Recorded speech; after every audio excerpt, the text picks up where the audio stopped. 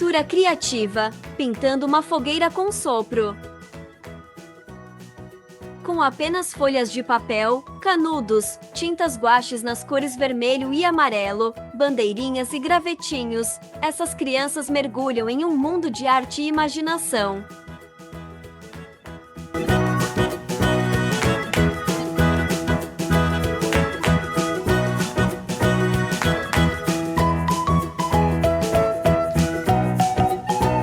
Curta e se inscreva-se no canal.